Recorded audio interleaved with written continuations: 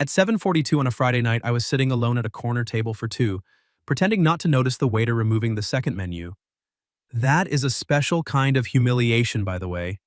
Not dramatic enough for anyone to gasp. Not obvious enough for strangers to pity you openly. Just quiet enough that every time the front door opened, your spine straightened like a hopeful idiot. I had already checked my phone 6 times. No message, no missed call, no, sorry, running late, just my own reflection in the dark glass beside the booth, looking like a man who had put on his good Navy shirt for absolutely no reason. My name is Graham Porter. I was 33, a structural engineer in Columbus, Ohio, and most of my romantic life could be summed up as reliable man seeks woman who does not find reliability boring. My younger sister Beth had set up the date. She's smart, Beth had said. I said, that's not a personality. She's funny. That's better. She has kind eyes. That sounds like something you say about a rescue dog. Beth threw a dish towel at me and said, just go, Graham. Her name is Audrey. Don't overthink it. Overthinking, unfortunately, was one of my core skills. I did it professionally with load-bearing walls and personally with women who smiled at me too long. So there I was at Marcelli's, a cozy Italian place with amber lights, brick walls, and couples leaning across tables like the world had politely stepped outside for them. I had arrived 12 minutes early because I was raised by a mother who believed lateness was a small moral failure. I ordered sparkling water because ordering wine alone felt like surrender. Then I watched 7 couples get seated, 3 birthdays get sung to, and one man proposed near the bar while I considered faking an emergency involving my non-existent dog. At 7:45, I stood. Not dramatically. No napkin thrown down. No wounded speech to the room. Just a quiet, adult retreat. I slipped my phone into my pocket, reached for my jacket, and told myself the old familiar thing. Don't make it mean anything. Because I had made things mean too much before. My last serious girlfriend, Hannah, had once told me I was good on paper. She said it kindly, which somehow made it worse. Good job. Good manners. Good credit. Good at remembering oil changes and dentist appointments. Good on paper. Not enough in person. I had spent 2 years since then trying not to become bitter. Mostly I had succeeded. Some nights, though, sitting across from an empty chair, a man starts wondering if maybe women could sense the invisible label before they even walked in. Safe. Steady, forgettable. I was halfway out of the booth when the restaurant door opened hard enough to pull in a gust of cold March air. A woman stepped inside holding a little girl's hand. And somehow, before I knew her name, before she looked around the room, before anything made sense, I knew. It was her. Audrey. She was shorter than I expected, maybe 5'4", with dark blonde hair tucked messily behind one ear and cheeks pink from the cold. She wore a green wrap dress under a tan coat like she had dressed for a date, and then survived a small household emergency on the way there. The little girl beside her had curly brown hair, purple glasses, and a solemn expression that suggested she was not impressed with fine dining. Audrey scanned the room once, fast and nervous. Then her eyes found mine. I don't know what I expected. An apology face, maybe? Panic, embarrassment? Instead, she gave me a small, brave smile that hit me with more force than it should have. Not because she was beautiful, though she was, because she looked like someone standing at the edge of a bridge she had been told not to cross, crossing anyway. I let go of my jacket. She walked toward me with her daughter's hand in hers. I'm Graham, I said, and immediately wanted to walk into traffic. Sorry, that came out like a question. I am Graham. Her smile widened. I'm Audrey Klein, she said, and this is Willa. Willa looked me up and down. You're taller than the picture. I glanced at Audrey. There was a picture? Audrey closed her eyes for 1 second. Beth sent one? Of me? Yes. Recent? Depends how emotionally attached you are to your hairline. That surprised a laugh out of me. Willa tugged on Audrey's hand and whispered, with the volume control of a courtroom bailiff. He laughed. That's good. Audrey's face turned a deeper shade of pink. I am so sorry, she said quickly. My babysitter canceled 10 minutes before I was supposed to leave. My backup was at urgent care with her son, and I tried to call Beth, but she didn't answer. I should have messaged you, but then Willa spilled orange juice on my phone, and it's currently doing that thing where it pretends to be dead, so I'll appreciate it more when it comes back. That's manipulative of it, I said. Very. We stood there in the narrow space beside the table. I could feel people glancing over. Not rudely exactly, but with that little flicker of interest adults get when a date becomes a scene. Audrey noticed too. Her shoulders tightened. I understand if this is too much, she said. Honestly, I can just… No, I said. It came out faster than I intended. Her eyes lifted to mine. I softened my voice. I mean, no, don't go. You're here. Willa raised one finger. I'm also here. You are, I said. And frankly, you're the only one so far who's given me a clear review of my height. She considered that. 4 stars. Out of 5? Out of 10. I don't know you yet. Audrey pressed her lips together, fighting a smile. And that did something dangerous to me. Something warm and immediate. I had expected awkwardness. Instead, there was this strange, bright charge between us.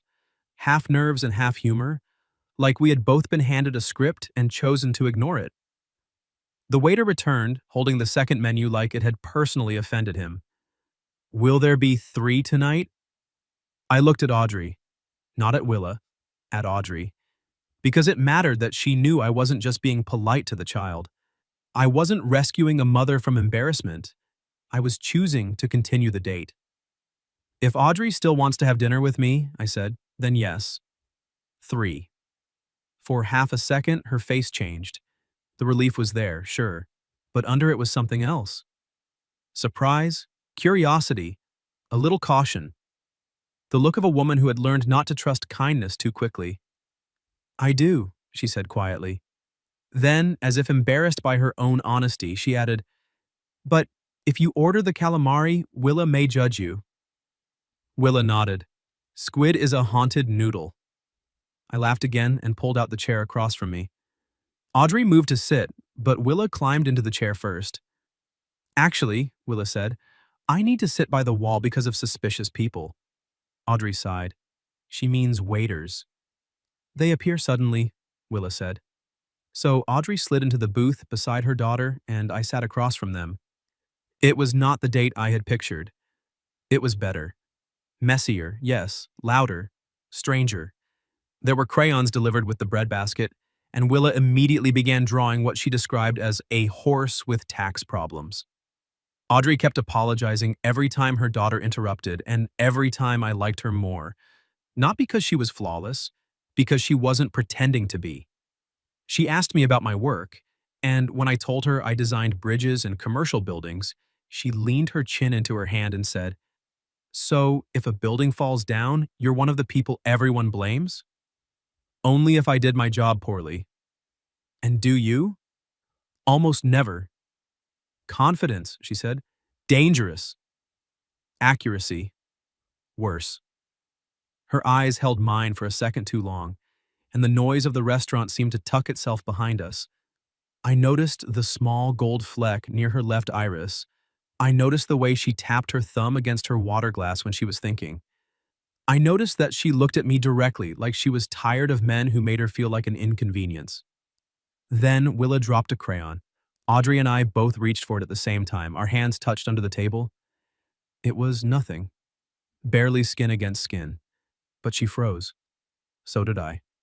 When we came back up, the crayon in my hand, neither of us spoke for a heartbeat. Willa looked between us, then she said, Mommy, your face is doing the thing. Audrey took the crayon from me without looking away. What thing? I asked, because apparently I had no survival instinct. Audrey gave me a warning smile. Graham! Willa leaned forward and whispered, The face she made in the car when she said she hoped you were nice, Audrey. Covered her eyes with one hand. I should have let her off the hook. A better man might have. But I smiled and said, For the record, I was hoping the same thing. Audrey lowered her hand. The banter faded.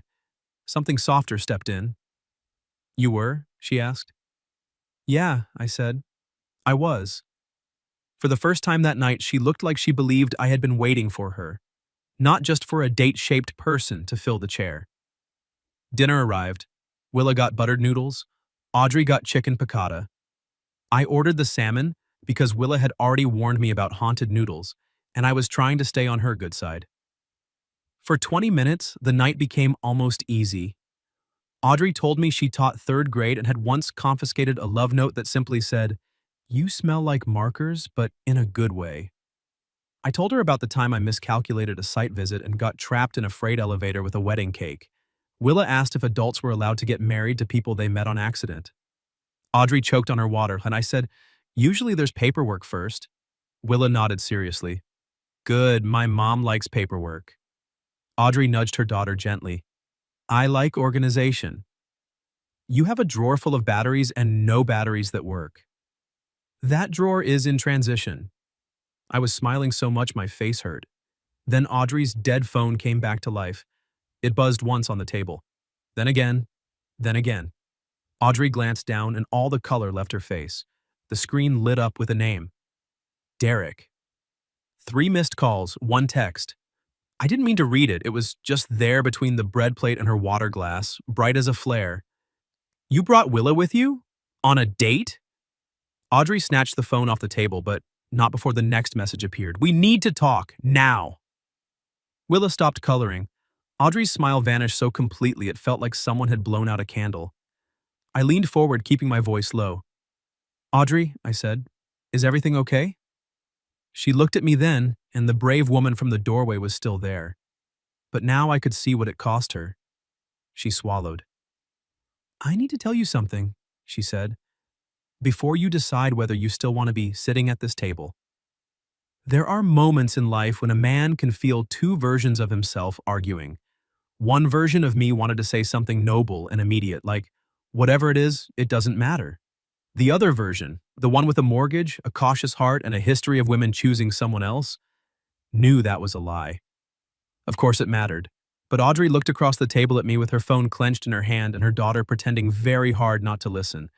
And I realized the question wasn't whether it mattered. The question was whether she deserved room to speak before I decided what kind of man I was going to be. So I set my fork down. "I'm listening," I said. Audrey exhaled shakily. "Derek is Willa's father." Willa drew one aggressive purple line across her horse's tax documents. Audrey noticed and lowered her voice. "He and I have been divorced almost 3 years. It wasn't dramatic at first, just exhausting.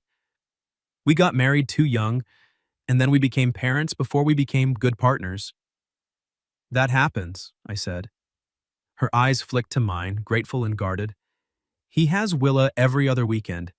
This was supposed to be my weekend, but he asked to switch because of a work thing. Then he changed his mind this morning. Then my sitter canceled tonight, and I thought—" She gave a small, embarrassed laugh. "I thought I could still have one normal adult evening." "You can," I said. She looked at me like I had offered her something impossible. "I should have told you before I came." "Maybe," I said. But Beth also neglected to tell me her funny friend with kind eyes had a child who gives brutally honest height reviews. Willa looked up. "It was constructive." "Exactly." Audrey's mouth twitched, but the worry didn't leave her face. "Derek doesn't like surprises," she said. I glanced at the phone. "He tracks your location?" "No, Willa has a kid watch, for safety. He can see where she is when she's wearing it." Willa lifted her wrist slowly as if it had betrayed the family. "I forgot," Audrey murmured. Her phone buzzed again. She turned it face down without reading it. That small act, more than anything, told me who she was trying to become. Not fearless, just tired of being ruled. "I don't want to drag you into something," she said. "You were expecting a blind date, not—" She gestured helplessly at the table. "This." I looked at Willa, who was now giving her horse a briefcase. Then I looked back at Audrey. "I was expecting dinner with a woman named Audrey," I said. "So far, that's my favorite part of the night." Her face softened. It happened slowly, like a flower opening in cautious sunlight. "Your favorite part?" she asked. "The top 3 are you walking in, You insulting my hairline by implication? And learning squid is a haunted noodle. I did not insult your hairline. I questioned your emotional attachment to it. Which is worse, more nuanced. Willa sighed. Are you two flirting? Audrey went red. I leaned back. I believe your mother is cross-examining me. With her face? Willa, Audrey warned, but she was smiling now. And there it was again, that bright current between us. The restaurant noise, the unanswered messages, the complications all dimmed for a second. It was just Audrey looking at me like maybe she had forgotten she was allowed to be wanted. Not managed, not judged, wanted. The waiter came by and asked about dessert. Audrey immediately said, "No, thank you." At the same time, Willa and I said, "Yes." Audrey stared at me. You're siding with the child? I'm siding with tiramisu. Traitor. Dessert is a neutral territory. Willa nodded gravely. He understands diplomacy. So we ordered 1 tiramisu and 3 spoons. It became somehow our first real date moment. Not the table, not the introductions, not even the accidental hand touch under the table. It was the dessert. Audrey took a careful bite, closed her eyes for half a second, and made the tiniest sound of pleasure. I should not have noticed. I noticed. When she opened her eyes, she caught me noticing. Neither of us looked away. That good? I asked, my voice lower than before. Her smile turned private. Better than good. I felt that smile somewhere behind my ribs. Willa shoved her spoon between us. Less staring, more sharing. Audrey laughed, and the sound loosened something in me I hadn't known was tight. A few minutes later, Willa announced she had to use the restroom with urgency but not drama, and Audrey rose to take her. Before she did, she paused beside my chair. Don't leave, she said. It was meant as a joke. Mostly. I looked up at her. She was close enough that I could see a tiny smear of powdered sugar on her lower lip. I won't, I said. Her gaze dropped to my mouth for one impossible second. Then Willa tugged her hand and the moment broke. While they were gone, Audrey's phone buzzed again. I did not touch it. I didn't even look at the screen after the first flash. But I did sit there with my hands folded, quietly furious at a man who could turn a woman's first laugh in weeks into a thing she felt guilty for having. When Audrey returned, Willa skipped ahead to the booth. Audrey moved more slowly. He's outside, she said under her breath. My whole body went still. Derek? She nodded. He says he just wants to talk. I glanced toward the front windows. Through the reflection of candlelight, I could make out a man standing near the curb in a dark coat, phone in hand. I wanted to stand up. I wanted to be 6 inches taller than I was and make some primitive claim about leaving her alone. But Audrey was watching me and I understood something important. If I made this about protecting her, Derek would still be the center of the night. I didn't want him to have that. What do you want to do? I asked. She blinked. Not, what did he say? Not, do you need me to handle it? What do you want? Her lips parted slightly. I want to finish my dessert, she said. So I picked up my spoon. Then I'd suggest we guard it. Willa is circling. Willa, already seated, froze with a spoonful halfway to her mouth. False accusation. Audrey laughed once, startled and real. She sat down again. And for the next 10 minutes, we ate tiramisu while her ex-husband waited outside. It was ridiculous. It was defiant. It was maybe the most romantic thing I had ever done because it wasn't grand. It was simply choosing the woman in front of me over the drama, trying to pull her away. When the plate was empty, Audrey set down her spoon. I need to speak to him, she said. Briefly. Okay. But I don't want the date to end like this. She looked almost angry with herself for admitting it. I know that sounds foolish. It doesn't. It does. I showed up late with my daughter, my ex is outside, and you probably have friends with normal lives you could be texting right now. My friends are not that impressive. Graham. I smiled, but her seriousness pulled honesty out of me. I don't want it to end either, I said. The words landed between us like a hand extended. Audrey's eyes shone a little. Then, slowly, under the table, she reached across the space between our knees. Her fingers brushed mine. This time, it wasn't an accident. I turned my hand palm up. She slid her fingers into mine. It lasted only a few seconds. Willa was busy putting crayons back into the box in rainbow order, and the waiter was somewhere near the kitchen. No one saw, but I felt it everywhere. Audrey squeezed once, then let go. "All right," she whispered. "I'll be right back." "I'll be here." She stood, then hesitated. "If Willa asks you complicated questions, you're allowed to lie." Willa looked up. "I heard that." Audrey bent and kissed her daughter's hair. "I know." Then she walked toward the front door. I watched her go, not because she needed me to, but because I couldn't help it. Willa slid into the seat across from me, suddenly solemn. "My dad gets mad when Mom is happy," she said. My chest tightened. I chose my words carefully. "Your mom is allowed to be happy." Willa studied me. "Are you going to make her sad?" The question hit harder than anything Derek could have said. "I hope not," I told her. "But if I ever do, I hope I'm brave enough to say sorry." She considered that answer. Outside, Audrey stood facing Derek beneath the restaurant awning.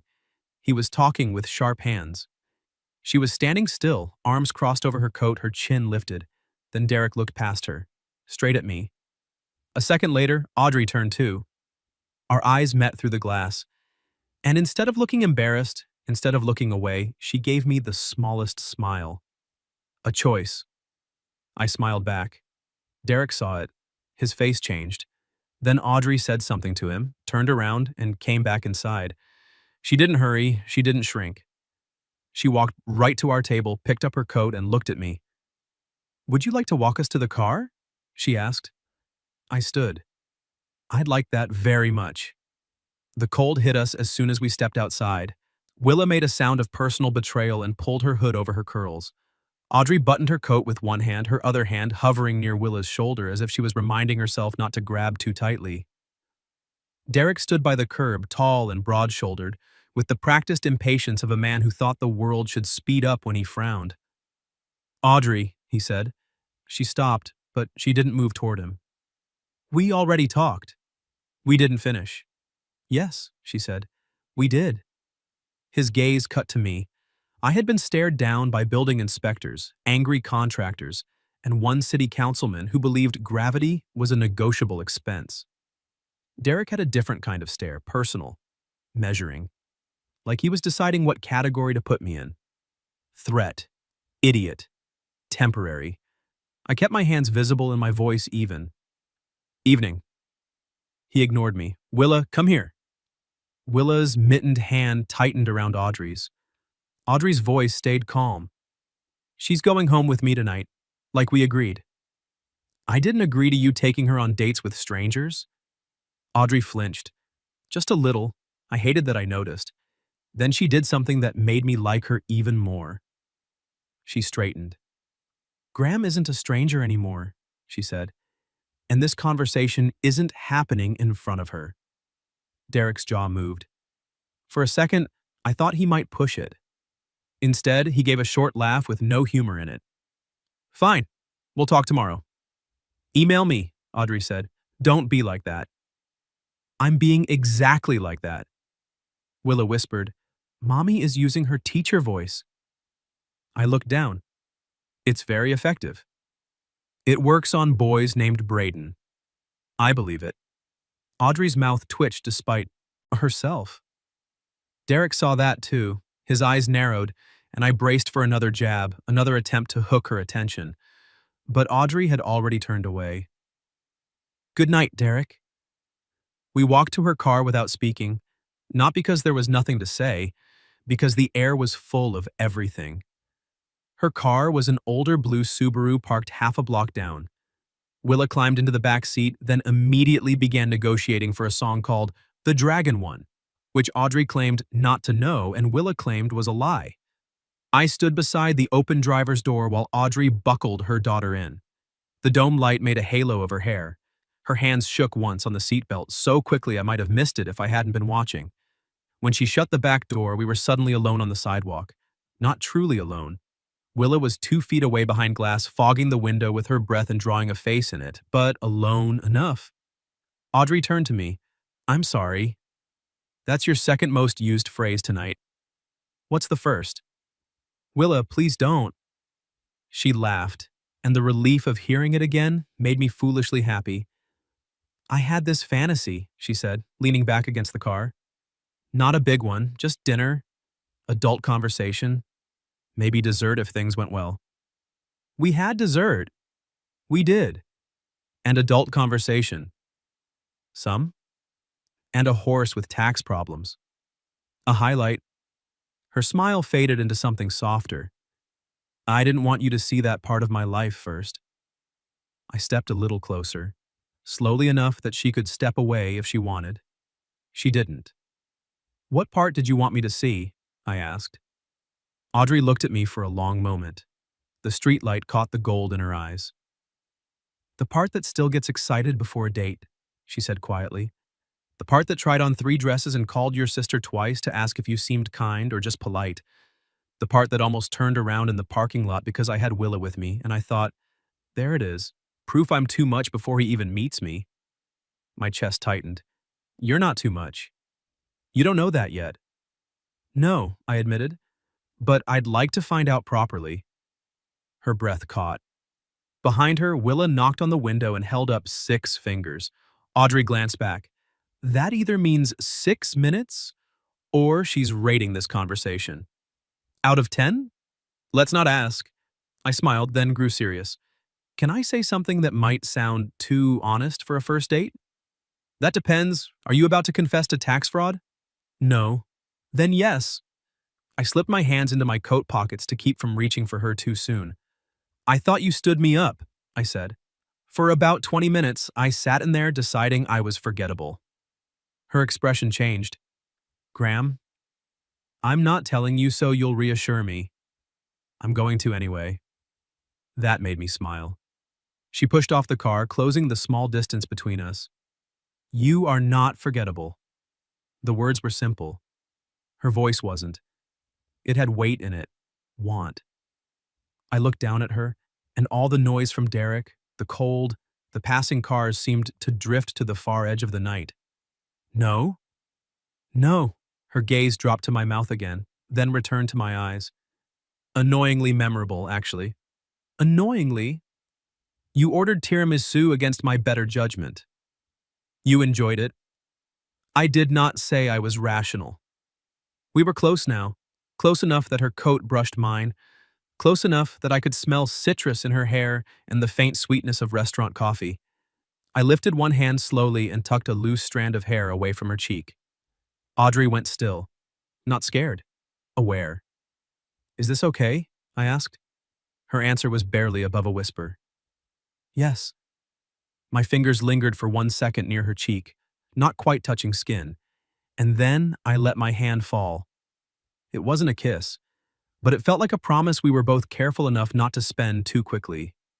Audrey looked almost disappointed, which was the best thing that had happened to my ego in years. You're very restrained, she said. I'm trying to be a gentleman. Dangerous. Accuracy, I said. She laughed softly, recognizing her own word turned back on her. Then she reached out and touched the sleeve of my coat just above my wrist, a small contact. Deliberate. I want to see you again, she said. There are sentences a man hears with his whole body. That was one of them. I want that too. Even after tonight? Especially after tonight. Her fingers tightened briefly on my sleeve. Saturday morning, she said. There's a park near my house. Willa has soccer at 10, but after that there's a coffee cart. It would be chaos, not a proper date. I'm beginning to prefer your chaos. Her smile warmed in a way that made me want to earn it again and again. Careful, Graham Porter. With what? Sounding like someone I might start looking forward to. I should have said something charming. Instead, I told the truth. I hope you do. For a moment, neither of us moved. Then the back window rolled down halfway. Mom, Willa called. If you kiss him, I'm telling Aunt Junie. Audrey closed her eyes. There is no Aunt Junie. Willa shrugged. I'll find one. I laughed so hard I had to look away. Audrey covered her face with both hands. This is my life. I like your life. She lowered her hands. The words seemed to land deeper than I expected, maybe deeper than I meant, but I didn't take them back. Audrey looked at me like she was memorizing something, then she opened the driver's door. Text me when you get home. I don't have your number. Oh. She patted her pockets, then remembered her phone was in her purse. Right. Modern romance requires devices. And charged ones. Cruel. She took out her phone, ignored the waiting messages, and handed it to me with the contact screen open. I typed in my number and saved it as Graham, not forgettable. When she saw it, her smile turned helpless. Your trouble, she said. I've been called reliable. Not by me. That pleased me more than it should have. I handed back the phone. Our fingers brushed, and this time neither of us pretended it was accidental. She climbed into the car, started the engine, and rolled down the window. Good night, Graham. Good night, Audrey. Willa leaned forward from the back. Good night, 4 stars. I'm working my way up. We'll see. They pulled away from the curb. I stood there until her taillights disappeared around the corner. My phone buzzed before I reached my car. Unknown number. I opened it. Audrey, for the record, if my daughter hadn't threatened to invent an aunt, I might have kissed you. I stopped dead on the sidewalk. Then another message appeared. Audrey, don't get smug. I typed back with cold fingers and a ridiculous smile. Me, too late. Her reply came a few seconds later. Audrey, Saturday then? Me, Saturday. Audrey, and Graham? Me, yes? Audrey, I'm glad you didn't leave. I looked up at the dark street, at the restaurant lights glowing behind me, at the ordinary city moving on like my life hadn't just shifted. Me. So am I. I was still smiling when another message arrived, but it wasn't from Audrey, it was from my sister. Beth. So, how did it go? I considered telling her the truth, that my blind date had arrived late with her daughter, her ex-husband had appeared outside, dessert had become an act of rebellion, and I was already counting the hours until Saturday. Instead, I typed, me. You failed to mention the best parts. Beth responded instantly. Beth, I knew you'd like her. I glanced at Audrey's contact on my screen. Graham, not forgettable. For the first time in a long time, I believed someone might actually mean it. Saturday morning, I arrived at the park with 2 coffees, 1 hot chocolate, and the confidence of a man who had spent 20 minutes staring at a menu board like it contained state secrets. Audrey was on the soccer field, standing with the other parents, while Willa chased the ball in the wrong direction with complete conviction. Audrey wore jeans, white sneakers, and a soft blue sweater under her coat. Her hair was up in a ponytail, and the sight of her smiling into the wind did something embarrassing to my pulse. She saw me before I reached her. That mattered, not because she waved, though she did, because her face changed. It opened. Like I was not an obligation arriving, not another complication, but someone she had been hoping to see. Graham, not forgettable, she said when I stopped beside her. Audrey, phone murderer. She accepted the coffee with both hands. It was 1 orange. Juice incident. Your phone may disagree. My phone and I are in counseling. I handed her the hot chocolate. For Willa, unless she's still evaluating me and considers gifts bribery. Audrey looked down at the cup, then back at me. That's thoughtful. It's Swiss Miss from a park cart. Let's not canonize me yet. Her laugh curled through the cold air. On the field, Willa spotted me and immediately abandoned both strategy and team loyalty. 4 stars, she shouted, waving. A cluster of parents turned. Audrey winced. Congratulations, that's your name now. I've been called worse by contractors. Willa's coach redirected her with heroic patience, and Audrey and I moved a little away from the sideline near a bare maple tree, close enough to watch, far enough to talk. For a few minutes, we did exactly that. We talked about nothing important, coffee temperatures, childhood sports injuries, the universal horror of school fundraisers. Audrey told me she had once sold 92 tubs of cookie dough because Willa wanted a glow-in-the-dark pencil case. I told her I had played one season of middle school basketball and scored 2 points for the wrong team. That explains so much, she said.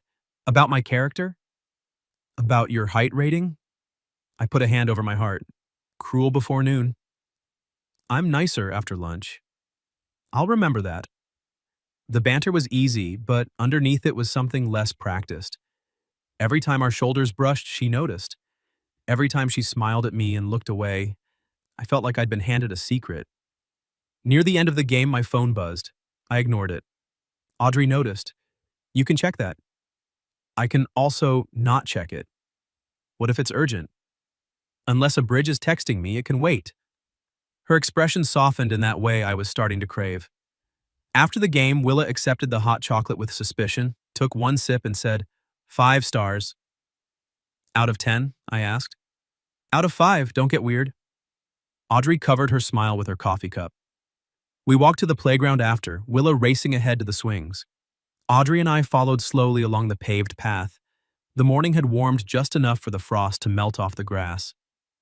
I got an email from Derek last night, she said quietly.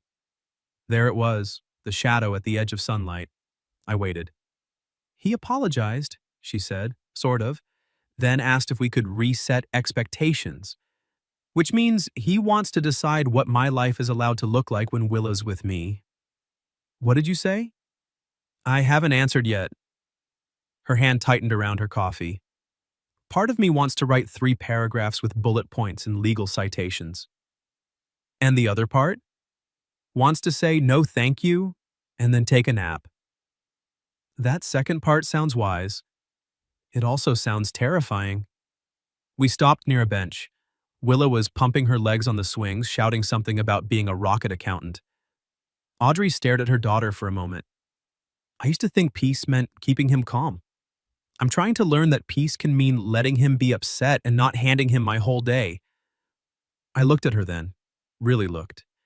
Not at the pretty woman in the blue sweater, not at the mother managing schedules and snacks and emotional weather, at Audrey, the woman fighting to reclaim quiet pieces of herself. I like that part of you, I said. She turned. Which part? The part that's learning? Her eyes grew shiny, but she smiled. That's a dangerous thing to say to a teacher. I stand by it. For a second, I thought she might make a joke. Instead, she stepped closer. I'm scared, she admitted. Not of Derek hurting me, not like that. I'm scared that dating will make me feel foolish. That I'll want too much too quickly because I've been lonely longer than I like admitting. Her honesty knocked the air out of me. I'm scared too, I said. You? Me? Of what? That I'll be convenient, nice, stable. The man people appreciate but don't ache for. Audrey's gaze moved over my face, slow and tender. Then she set her coffee on the bench and reached for my hand. Right there in the park, with kids shrieking and a dog barking and Willa attempting to touch the sky, Audrey threaded her fingers through mine. I don't think convenient is the word for what I feel when you look at me, she said. My heart forgot its job for a second. What is it? Her cheeks pinked. Don't make me do vocabulary before lunch. You're a teacher. I teach 3rd grade. We have word banks. I smiled, but I didn't let her hand go. She looked at our joined hands and took a breath, like she was choosing courage on purpose. Hopeful, she said. Nervous, curious. Her thumb brushed mine. A little reckless. That last one sounds promising. It sounds inconvenient. Good. She laughed softly, and then the laughter faded. We were close now. Not almost close. Close. Graham? She whispered. I bent my head. Yes? If you're still being a gentleman, I'm going to start taking it personally. That was the only invitation I needed. I kissed her. Gently at first, because the first kiss with a woman like Audrey felt like something that deserved care.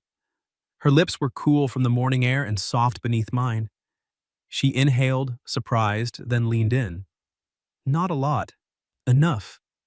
enough that her free hand came to rest against my chest, enough that I felt the tremor in her fingers and knew it matched something in me. When I drew back, her eyes stayed closed for half a second. Then she opened them and smiled. "Oh," she said. I laughed under my breath. "Good, oh. Very inconvenient, oh." From the swings came a long, scandalized gasp. We turned. Willa was staring at us, one hand clamped over her mouth, eyes enormous with delight. "I'm telling Aunt Junie," Audrey groaned and dropped her forehead briefly against my shoulder.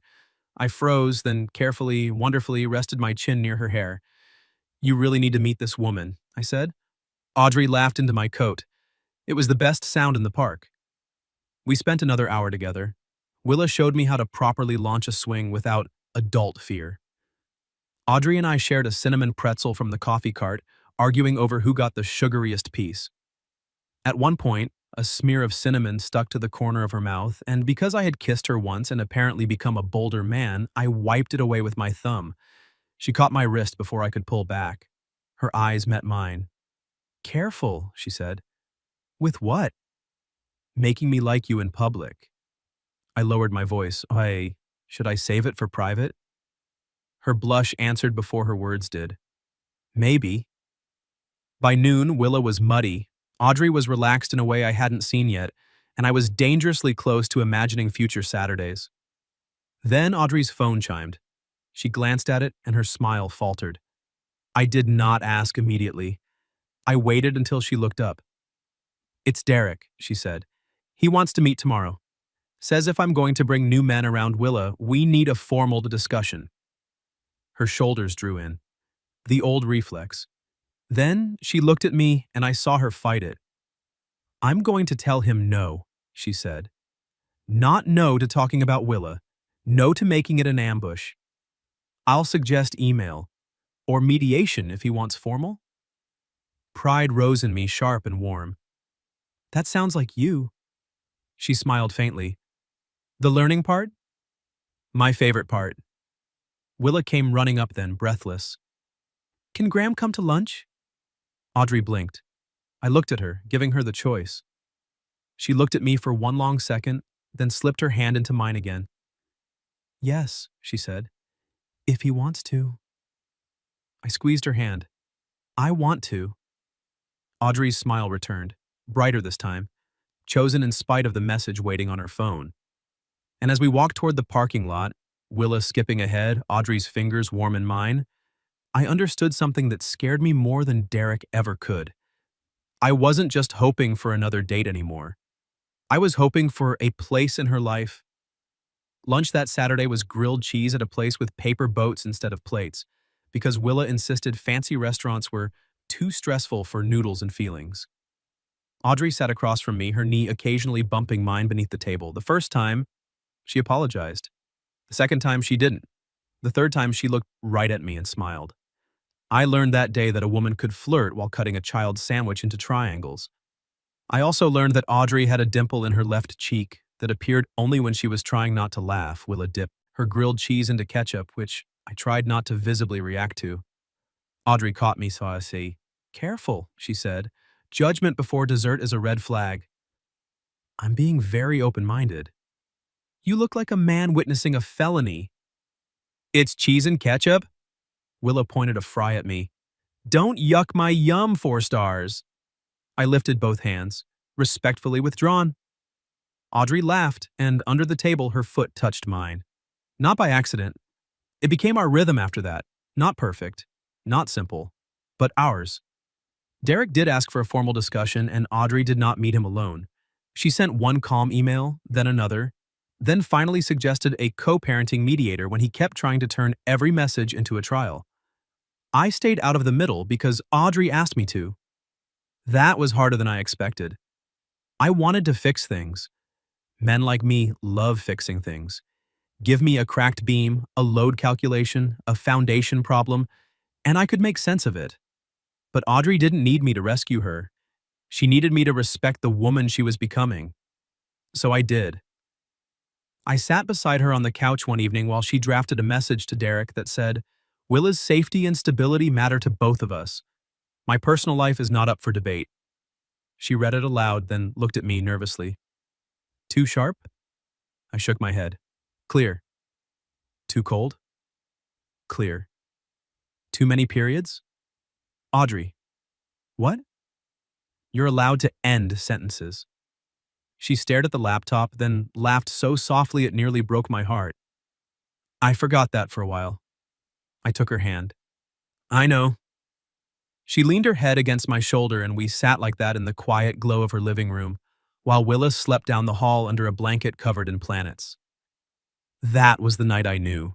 Not when I kissed her in the park, not when she smiled at me through the restaurant window, not even when she texted that she might have kissed me. It was that night, with her hair brushing my jaw and her fingers laced through mine, when I realized love didn't always arrive like lightning. Sometimes it arrived like peace. 3 months after our first date, Willa upgraded me to 7 stars, pending review. 6 months after, Audrey gave me a drawer in her kitchen for my coffee. It's not a big deal, she said, standing barefoot by the counter in pajama pants and one of my old sweatshirts. I looked into the drawer. It contained my favorite dark roast, a travel mug, and the cinnamon tea I pretended not to like but always drank when she made it. It feels like a big deal. Audrey folded her arms. It's a drawer, Graham. It's a very intimate drawer. You're ridiculous. You gave me storage. I can take it back. I stepped closer. You could. She lifted her chin. But? But I'd miss it. Her expression softened. Then she hooked one finger through my belt loop and pulled me toward her. That kiss tasted like coffee and morning and the kind of happiness I had once believed belonged to other people. Her hands slid up my chest and mine settled at her waist, and for a minute the world narrowed to the warm kitchen, the hum of the refrigerator, and Audrey smiling against my mouth. From the hallway, Willa shouted, I can hear romance! Audrey dropped her forehead against my chest. She cannot. I have excellent ears, Willa yelled. I kissed the top of Audrey's head. 7 stars, pending review. She likes you. She has a strange way of showing it. So do I, Audrey said, looking up at me. No, you're pretty clear. Her smile trembled a little. Am I? I cupped her cheek. Audrey. She searched my face like she was still surprised to find me there. I love you, she whispered. The words were small, but they changed the room. I forgot how to breathe. Then I kissed her once, gently, because I wanted her to feel my answer before I said it. I love you too. Her eyes closed. Behind us, Willa appeared in the hallway holding a stuffed dragon. Does this mean Graham is staying for pancakes? Audrey laughed through tears. I looked at Willa. That depends. Are they ketchup pancakes? She gasped. I'm not a monster. By the following spring, my apartment lease ended and I moved into the little blue house with the crooked mailbox and the porch Audrey kept saying she wanted to repaint. We did repaint it. Eventually. Well, Audrey painted. I held the ladder and got blue paint in my hair because Willa said I needed visual interest. Derek became quieter after mediation. Not gone. Not transformed into some perfect co-parent overnight. But contained. Boundaries held. Emails replaced arguments. Willa stopped watching her mother's face every time the phone chimed. And Audrey changed too. Or maybe she simply returned to herself. She laughed louder, bought flowers for the kitchen for no reason, started leaving her phone in the other room during dinner. Sometimes I'd catch her watching me help Willa with math homework, and there would be this look on her face I still didn't know how to deserve. 1 year after that first night, I took Audrey back to Marcelli's. Just the two of us this time. No crayons, no kid menu, no ex-husband outside. She wore the same green dress, I wore the navy shirt. The waiter did not remember us, which Audrey found offensive. We were memorable, she insisted. You were memorable. She tilted her head. And you? I smiled. Not forgettable. After dinner, I walked her outside into the soft evening air. The city lights glowed against the wet pavement. It had rained earlier and everything smelled clean. Audrey slipped her hand into mine. Do you ever think about leaving? She asked quietly. I stopped. She looked embarrassed the moment she said it. I don't mean that the way it sounded. I know. I just... She looked toward the restaurant window where a couple sat at the same corner table where I had once waited alone. Sometimes I still can't believe you stayed that first night. I turned to face her. Audrey, I didn't stay because it was easy. Her eyes met mine. I stayed because you walked in holding your daughter's hand, scared and late and trying anyway, and I thought, there she is. A woman brave enough to show up messy instead of pretending. I wanted you then. Her lips parted. I want you now, I said, not the simple version, not the convenient version. You, Willa, the blue house, the battery drawer in transition, all of it. She laughed once, tearful and bright. Then she kissed me under the awning, exactly where she had stood that first night telling Derek no. This kiss wasn't cautious. It was sure. When we pulled apart, Audrey rested her forehead against mine. Across the street, a little girl's voice shouted, Mom, Graham, hurry up! We turned. Willa stood beside Beth, who had brought her to surprise us for dessert. Willa was waving both arms, curls flying, wearing a shirt that said, Official Romance Supervisor. Audrey squeezed my hand. Still want the chaos? She asked. I looked at the woman I loved, then at the child who had once rated me 4 stars, and then at the warm restaurant light spilling onto the sidewalk behind us. I'm counting on it. We walked toward Willa together, hand in hand, and for the first time in my life, I didn't feel good on paper. I felt chosen in person. What would you have done if you thought your blind date stood you up, and then she walked in late holding her daughter's hand? Have you ever experienced anything even close to that kind of unexpected first date? Tell me your story in the comments. If you liked this one, leave a like, subscribe, and I'll see you in the next video.